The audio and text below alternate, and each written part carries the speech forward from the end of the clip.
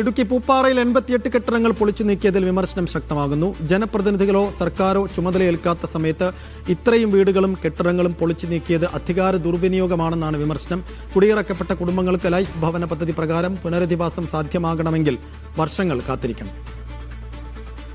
മുഹമ്മദ് ആഷിഖ് വിശദാംശങ്ങളുമായി. ആഷിഖ്, ഈ കെട്ടിടങ്ങൾ പൊളിച്ചു നീക്കിയതിൽ ഇപ്പോൾ വലിയ വിമർശനമാണ് നടന്നുകൊണ്ടിരിക്കുന്നത്. എന്താണ് ഈ വിഷയത്തിൽ സംഭവിച്ചത്? ഇനിയിപ്പോൾ എന്താണ് അവരുടെ ആവശ്യം?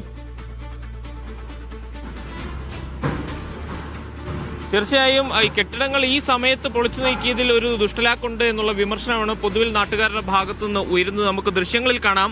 രണ്ടാം ദിവസവും കെട്ടിടങ്ങൾ പൊളിച്ചു നീക്കുന്നത് തുടരുകയാണ്. 88 കെട്ടിടങ്ങൾ എന്ന് പറഞ്ഞാൽ ഒരു പ്രദേശം അപ്പാടെയും പൊളിച്ചു നീക്കാനുള്ള ഉത്തരവായിരുന്നു 2023 ഹൈക്കോടതി പുറപ്പെടുവിച്ചത്. പിന്നീട് അതിനെതിരെ ഇവിടുത്തെ നാട്ടുകാർ സുപ്രീം കോടതിയിൽ പോവുകയും അപ്പീൽ പോവുകയും ഒക്കെ ചെയ്തിരുന്നു. പക്ഷേ അതെല്ലാം സുപ്രീം കോടതി നിരസിക്കുകയും ഹൈക്കോടതിയുടെ ഉത്തരവ് നടപ്പിലാക്കണമെന്നുള്ള നിർദ്ദേശം വരികയും ചെയ്തു. പിന്നീട് പ്രത്യേകമായി നിയമിച്ച സംഘങ്ങളുടെ അടക്കം നേതൃത്വത്തിൽ ഇവിടെ പരിശോധന നടത്തുകയും പുനരധിവാസം ആവശ്യമുള്ള കുടുംബങ്ങൾ ഏതെന്ന് ഒക്കെ പട്ടികപ്പെടുത്തുകയും ഒക്കെ ചെയ്തിരുന്നു. പക്ഷേ ഇത്ര ദ്രുതഗതിയിൽ പെട്ടെന്ന് ഇത്രയധികം വലിയ ഒരു ആക്ഷൻ ഈ സർക്കാർ പോലും ചുമതലയേറ്റിട്ടില്ലാത്ത ഈ ഘട്ടത്തിൽ സ്വീകരിച്ചത് എന്തുകൊണ്ട് എന്നുള്ള ചോദ്യമാണ് ഇവിടുത്തെ നാട്ടുകാർ ഉന്നയിക്കുന്നത്. പ്രത്യേകിച്ച് ജനപ്രതിനിധികൾ, തെരഞ്ഞെടുപ്പ് കഴിഞ്ഞതേ ഉള്ളൂ, MLA അടക്കമുള്ള ജനപ്രതിനിധികൾ ഒന്നും തന്നെയും അധികാരമേറ്റിട്ടില്ല. ഈ ഒരു പവർ വാക്കം ദുരുപയോഗം ചെയ്യുകയായിരുന്നു ജില്ലാ ഭരണകൂടം എന്നുള്ള ആരോപണമാണ് ഇവിടുത്തെ നാട്ടുകാരടക്കം ഉന്നയിക്കുന്നത് എന്ന് നമുക്ക് കാണുവാൻ കഴിയും. നമുക്കറിയാം, ദൃശ്യങ്ങൾ കാണുന്ന വീട് ഇവിടെ ആളുകൾ താമസിച്ചിരുന്ന വീടുകളാണ്. വർഷങ്ങളോളം ഇവിടെ താമസിച്ചിരുന്ന വർഷങ്ങളുടെ സമ്പാദ്യമാണ് പൊളിച്ചു നീക്കുന്നത്. യാതൊരു ദാക്ഷിണ്യവുമില്ലാതെ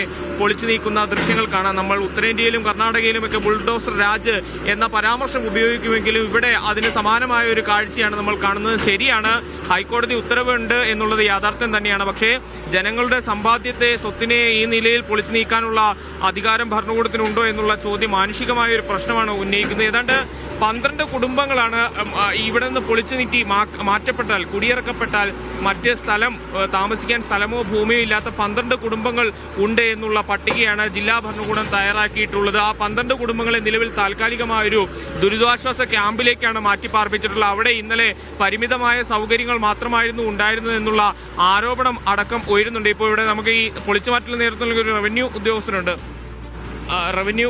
നമുക്ക് അദ്ദേഹത്തോട് ചോദിക്കാം. സർ സർ സർ സർ എത്ര നേരം കൊണ്ട് ഈ പൊളിച്ച് മാറ്റൽ പൂർത്തിയാക്കാൻ കഴിയുന്നതാണ് പ്രതീക്ഷിക്കുന്നത്? ഇത് സന്ധ്യ വരെ ആകുമായിരിക്കും. ഇന്ന് കൊണ്ട് പൂർത്തിയാകുമോ? ഇന്ന് പൂർത്തിയാക്കാനാണ് ശ്രമിക്കുന്നത്. ആണല്ലേ? അതെ. ഈ ഇവിടെ നിന്ന് മാറ്റി പാർപ്പിച്ചവരെ പുനരധിവസിപ്പിച്ചിട്ടുണ്ടോ കൃത്യമായി? അത് കൃത്യമായിട്ട് അറിയത്തില്ലല്ലോ. ഞങ്ങളിപ്പം ഈ വർക്കിന് വന്നു.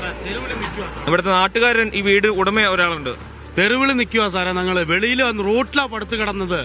13 കുടുംബം, ഞങ്ങൾക്ക് 10-50 കുടുംബം റോട്ടിൽ കിടക്കുമായിരുന്നു. നൈറ്റിലൊക്കെ എവിടെ പോയി കിടക്കാനും ഒരു മാർഗമില്ല സാറേ. ഞങ്ങൾക്കൊക്കെ സ്ഥലമില്ല, വീടുമില്ല. ഞങ്ങൾക്ക് യാതൊരു ഇതും തന്നിട്ടില്ല അവര്. ഞങ്ങൾ തെരുവിലാ കിടന്നത്. ഇന്നലെ രാത്രിയൊക്കെ തെരുവിലാ കിടന്നത്.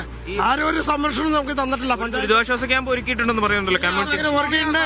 രണ്ട് കുടുംബക്കാരെ അവിടെ കൊണ്ട് കിടത്തി അവർക്ക് ഒരു ഭക്ഷണമോ വെള്ളമോ ഒന്നും അവർ കൊടുത്തിട്ടില്ല. അവരിന്നലെ രാത്രി പട്ടിണിയായിരുന്നു. കൃത്യമായ പുനരധിവാസം ഇതുവരെ സാധ്യമാക്കിയിട്ടില്ല.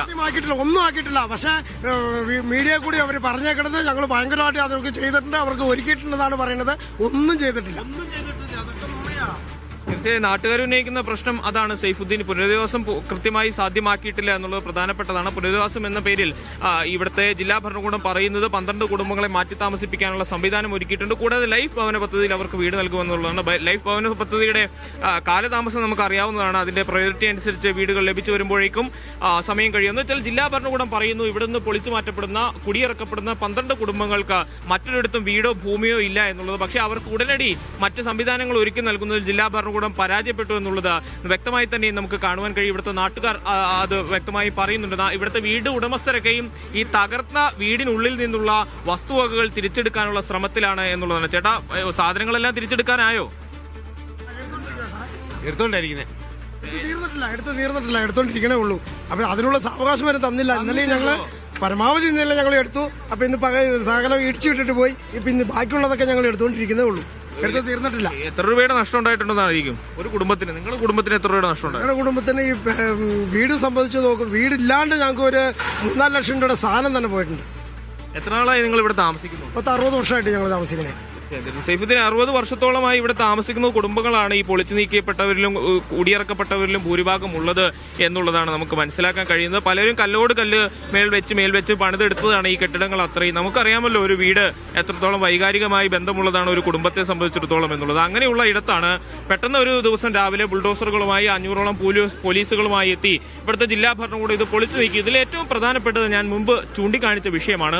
ഇവിടെ ജനപ്രതിനിധികൾ ചുമതലയേറ്റിട്ടില്ല, സർക്കാർ ചുമതലയേറ്റിട്ടില്ല. ആ പവർ വാക്കം ജില്ലാ ഭരണകൂടം ദുരുപയോഗം ചെയ്യപ്പെടുകയായിരുന്നു എന്നുള്ളതാണ് ഏറ്റവും പ്രധാനപ്പെട്ട കാര്യം. എന്തുകൊണ്ട് ഈ സമയം തന്നെയും തെരഞ്ഞെടുക്കുക ഇത്ര വലിയൊരു ആക്ഷൻ? നമുക്കറിയാം 88 കെട്ടിടങ്ങൾ ഒരു പ്രദേശം അത്രയും പൊളിച്ചു നീക്കുന്ന നടപടികളിലേക്ക് ജില്ലാ ഭരണകൂടം കടന്നപ്പോൾ എന്തുകൊണ്ട് ഈ സമയം തിരഞ്ഞെടുത്തു എന്നുള്ള ചോദ്യം പ്രധാനപ്പെട്ടതാണ്. ഇവിടെ പോലീസ് ഉദ്യോഗസ്ഥരുടെ അടക്കം സുരക്ഷാ ക്രമീകരണങ്ങളിലാണ് സംവിധാനങ്ങൾ ഒരുക്കുന്നത്. സാറേ, ആളുകൾ ഏതെങ്കിലും തരത്തിലുള്ള ഒരു പ്രതിഷേധം ഉയർത്തിയിരുന്നു? പ്രതിഷേധം ഒന്നും ഫോഴ്സ് പ്രയോഗിക്കേണ്ടതായിട്ട് വന്നു? അവരിതിനോട് സഹകരിക്കുകയാണ്. വലിയ പ്രതിഷേധമൊന്നും ഈ ഘട്ടത്തിൽ ഉണ്ടായില്ല എന്നുള്ളതാണ്. കാരണം വലിയ പോലീസ് സുരക്ഷ ഏർപ്പെടുത്തിയിരുന്നു. ജനങ്ങൾ പ്രതിഷേധിക്കുക എന്നുള്ളത് അസാധ്യമായ ഒരു സാഹചര്യത്തിലേക്ക് ഇന്നലെ രാവിലെ ഇവിടുത്തെ സാഹചര്യങ്ങൾ എത്തിയിരുന്നു. പിന്നീട് ദേവാലയങ്ങളടക്കം പൊളിച്ചുകൊണ്ടായിരുന്നു ഇതിന്റെ നടപടികൾ മുന്നോട്ട് പോയത്. നമുക്ക് മുമ്പിൽ ഈ കാണുന്ന ഇത് ഒരു ചർച്ചാണ്. ഈ ദൃശ്യങ്ങളിൽ കാണുന്ന ഇത് ഇവിടുത്തെ ഒരു ചർച്ചാണ്. ഈ ചർച്ചും പൂർണ്ണമായും പൊളിച്ചു നീക്കിയിട്ടുണ്ട്. അങ്ങനെ മനുഷ്യരുടെ ജീവിതവുമായി നേരിട്ട് ബന്ധപ്പെടുന്ന ഈ മേഖലയിലുള്ള ഈ ടൗണിലുള്ള നിരവധി കെട്ടിടങ്ങൾ പൊളിച്ചു നീക്കിയിട്ടുണ്ട്. പക്ഷേ ആരും ഇടപെട്ടില്ല, ആരും ചോദ്യം ചെയ്തില്ല എന്നുള്ളതാണ് ഇതിൽ ഏറ്റവും പ്രധാനപ്പെട്ട കാര്യം. പക്ഷേ നിസ്സഹായമായി എല്ലാവരും പറയുന്നത് ഹൈക്കോടതിയുടെ ഉത്തരവാണല്ലോ അത്. എന്തായാലും 88 കെട്ടിടങ്ങളാണ് പൊളിച്ചു നീക്കിയത്. അനധികൃതമായി നിർമ്മിച്ചവയോ അല്ലെങ്കിൽ നിയമവിധേയമല്ലാതെ നിർമ്മിച്ചതോ ആയ കെട്ടിടങ്ങളാണെന്നാണ് മനസ്സിലാക്കുന്നത്. പക്ഷെ ഒരു സർക്കാർ ഇല്ലാത്ത നേരത്താണ് ഈ പണിയെല്ലാം നടക്കുന്നത്. അതുകൊണ്ടുള്ള ചില സംശയങ്ങൾ ഈ ഘട്ടത്തിൽ ഉയരുന്നുണ്ട്. അധികാര ദുർവിനിയോഗമാണ് ഇവിടെ നടക്കുന്നത് എന്ന് ആ കെട്ടിട ഉടമകൾ പറയുന്നു. എന്തായാലും ഒരു പുതിയ സർക്കാർ വന്നതിന് ശേഷം എന്തായിരിക്കും ഇക്കാര്യത്തിലൊക്കെ എടുക്കുന്ന ഇനിയുള്ള തീരുമാനങ്ങൾ എന്നുള്ളതാണ് ഏറ്റവും പ്രധാനപ്പെട്ട ആകാംക്ഷ.